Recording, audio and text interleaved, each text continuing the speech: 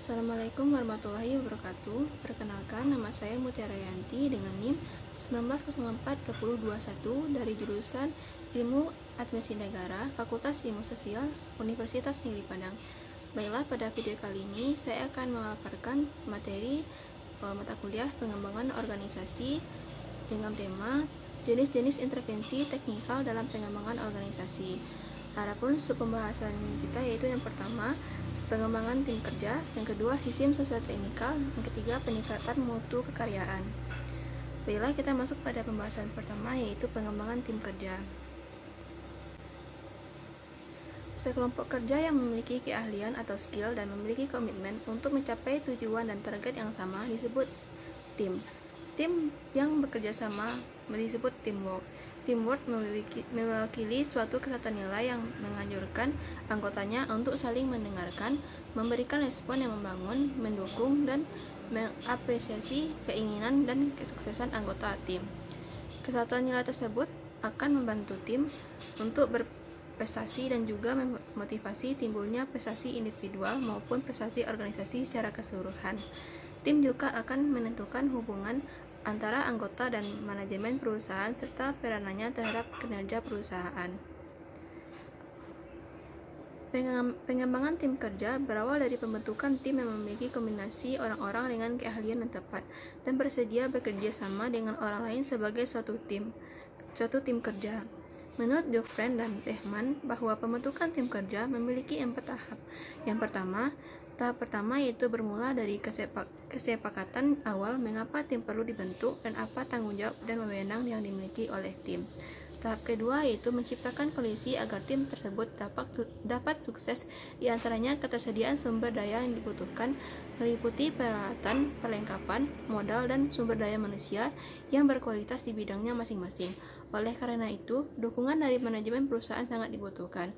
Tahap ketiga yaitu tim harus dibentuk dengan fondasi yang kuat, yakni leader atau pemimpin, visi misi yang jelas, komitmen anggota tim untuk melaksanakan apa yang telah disepakati. Tahap terakhir yaitu manajemen perusahaan memberikan dukungan yang penuh terhadap tim agar menjadi lebih baik. Pengembangan tim di perusahaan dapat dilakukan dengan melakukan pembelajaran berkesinambungan lain, yakni melalui pelatihan eksternal, pelatihan internal, dan pelatihan antara departemen di perusahaan atau berbagai pengetahuan di dalam organisasi perusahaan. Pelatihan yang diberikan kepada karyawan, khususnya tim kerja, merupakan salah satu fungsi utama praktek kerja HRM di organisasi. Penelitian Gillett et al. 2008 bahwa perusahaan sepatutnya memfasilitasi pelatihan sebagai wadah pembelajaran bagi karyawan melalui pelatihan kepada setiap individu dalam perusahaan agar terjadi peningkatan keahlian dan juga diintegrasikan dengan kenaikan jenjang karir pegawai.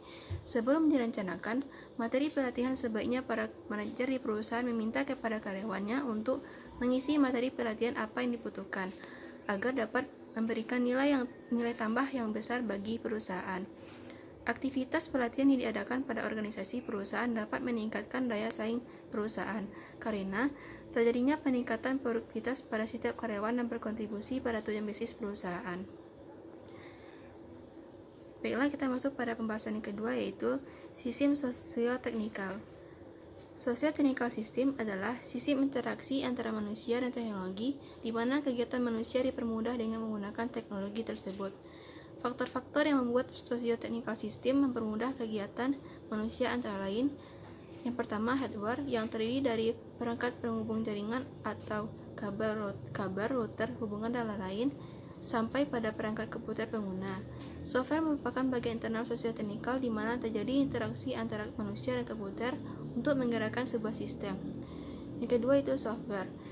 Software sendiri menjadi penghubung interaksi para pengguna dan hardware yang digunakan. Namun pengguna sebuah software dalam beberapa sosioteknikal yang berbeda dapat menyebabkan masalah yang disebabkan ketidakcocokan. Untuk itu, sebaiknya setiap sistem sosioteknikal menggunakan software yang diciptakan khusus atau memang didesain hanya untuk sistem tersebut, sehingga kesalahan bisa dikurangi. Yang ketiga, physical surrounding atau pengguna fisik juga berpengaruh dalam pembentukan aturan-aturan dalam sosioteknikal yang diciptakan. Yang keempat, people. di mana sistem juga dirancang menyesuaikan dengan penggunanya. People di sini bukanlah hanya orang perorangan, namun juga untuk tiap role maupun kelompok yang berperan dalam penerapan sistem ini. Yang kelima, procedures, di mana langkah-langkah pekerjaan dari sistem ini sendiri. Prosedur sangat berpengaruh dalam merancang software yang dirancang untuk sistem tersebut. Yang keenam, laws dan regulations sedikit mirip dengan procedures, namun hukum dan peraturan lebih menekankan pada tindakan yang terjadi di luar prosedur yang seharusnya. Yang ketujuh, data. Data struktur, di mana data yang harus diketahui dalam sebuah sistem tertentu. Apakah data-data tersebut yang harus disimpan menggunakan format tertentu akan mempengaruhi desain sistem sosioteknikal.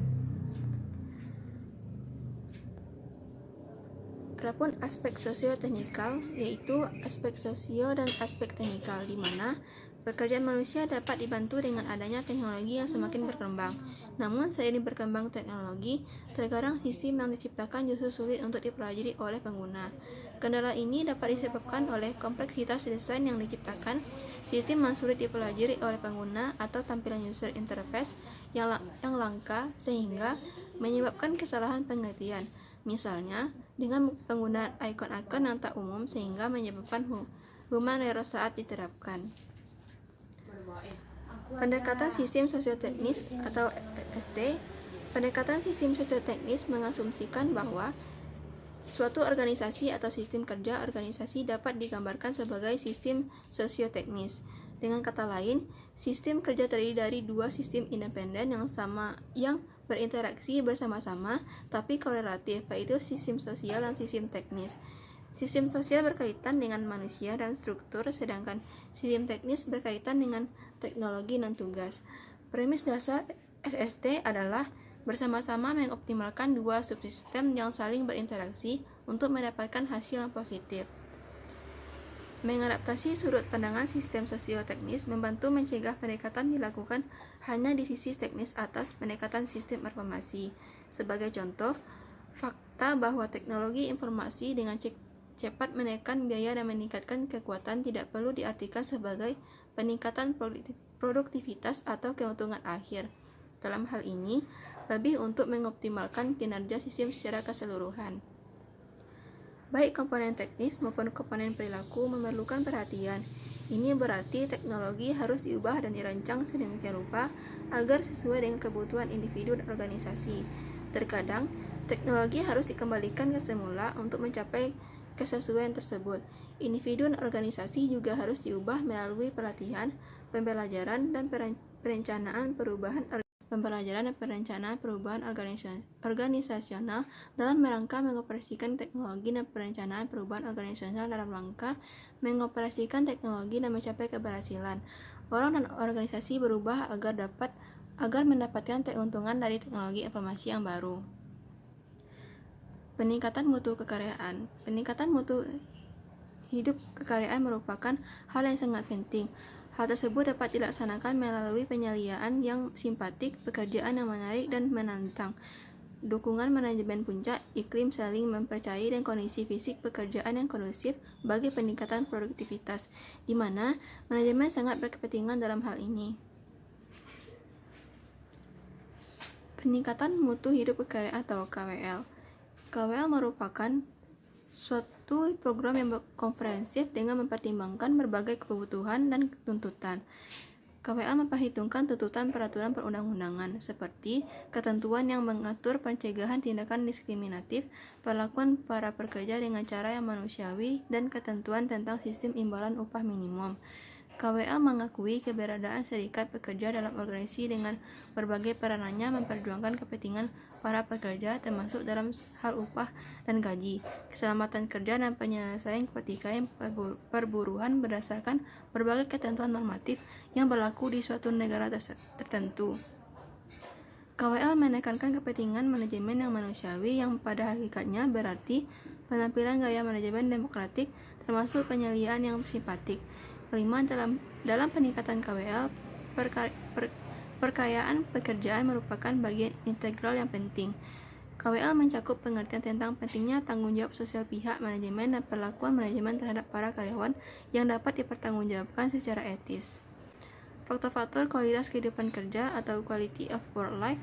Yang pertama, imbalan yang adil dan memadai. Yang kedua, kondisi dan lingkungan pekerjaan yang aman dan nyaman. Yang ketiga, kesempatan untuk menggunakan dan mengembangkan kemampuan. Yang keempat, kesempatan untuk berkembang dan keamanan berkarya di masa depan. Yang kelima, integrasi sosial dalam lingkungan. Yang keenam, ketaatan pada berbagai ketentuan formal dan normatif. Yang ketujuh, keseimbangan antara kehidupan kekaryaan dan kehidupan pribadi. Yang kedelapan, relevansi sosial kehidupan kekaryaan. Baiklah, sekian penyampaian materi dari saya. Mohon maaf terdapat kesalahan. Saya akhiri dengan Assalamualaikum warahmatullahi wabarakatuh.